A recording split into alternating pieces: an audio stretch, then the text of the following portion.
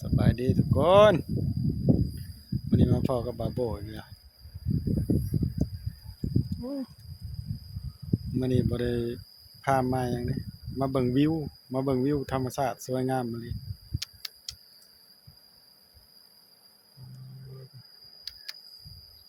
สวยงามส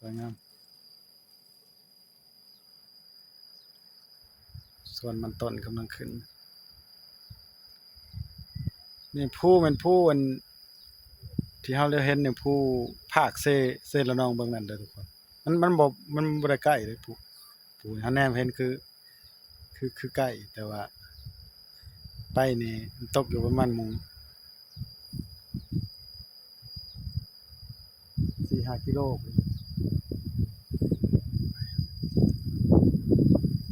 งามธรรมชาติทิวทัศน์โอ้วิวดี